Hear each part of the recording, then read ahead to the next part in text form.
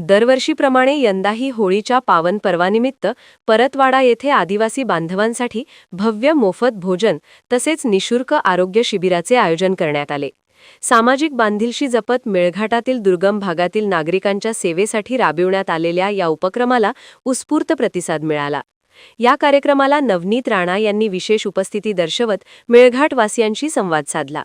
त्यांनी स्वतः हाताने आदिवासी बांधवांना भोजन वाढून सणाचा आनंद द्विगुणित केला। यावेळी उपस्थित आदिवासी समाजाने जल्लोषात स्वागत करत कृतज्ञता व्यक्त केली। होळी हा आदिवासी समाजासाठी पारंपरिक आणि सांस्कृतिकदृष्ट्या अत्यंत महत्त्वाचा सण मानला जातो। या निमित्ताने मोठ्या संख्येने बांधव परतवाडा येथे एकत्र येतात। त्यांच्या आनंदात सहभागी होत समाजातील एकोप्याची भावना दृढ करण्याच्या उद्देशाने या कार्यक्रमाचे आयोजन करण्यात आले होते।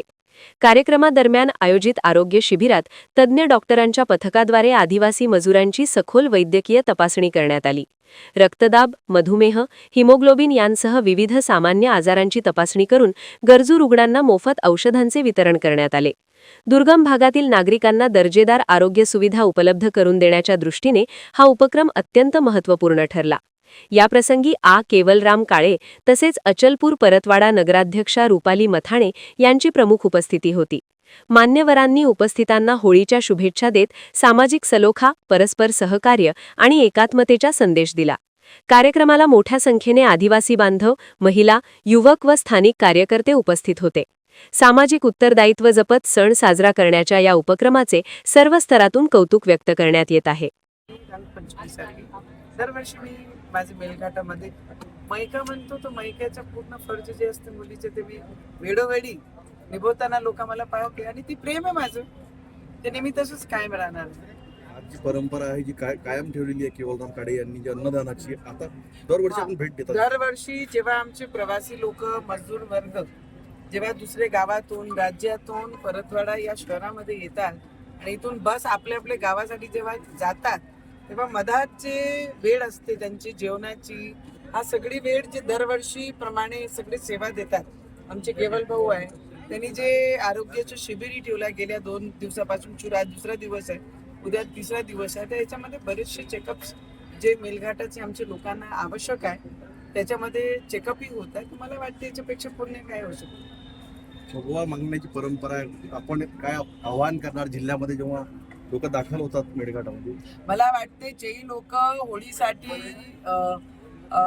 वेकेशनसाठी मेळघाटाला जातात होळीमध्ये, जर फगवा कोणी मागितलं तर खूप प्रेमाने द्यावं, कारण त्यांचं हे सण ते किती चांगलं काम जरी असलं तर मेळघाटचे आमचे आदिवासी लोक, मेळघाटमध्ये राहणारे सगळे लोक, ते सगळे काम धंदे सगळे बाजूनी ठेवून फक्त होळी साजरी करायला आपल्या परिवार आणि गावामध्ये येतात।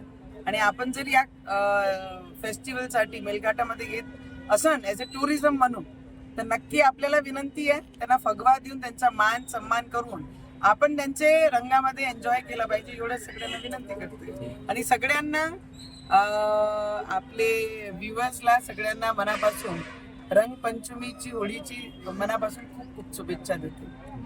तर एका इकडे तुम्ही आहेत, बच्चू भाऊ आहे सध्या मेळघाटात, ते 4 वर्षाचं ते 4 वर्ष म्हणजे ऑलरेडी तिला माहित नव्हतं का?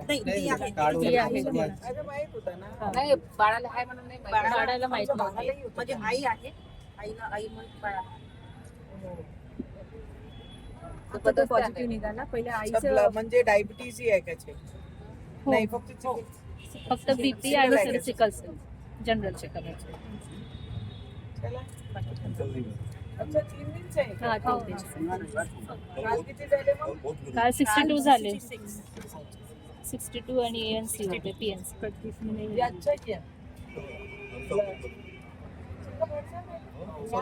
होली की टाइमिंग जेवण करायसाठी बसतात, जेवण इथूनच पाठवते आरोग्य शिबिर जेवण फक्त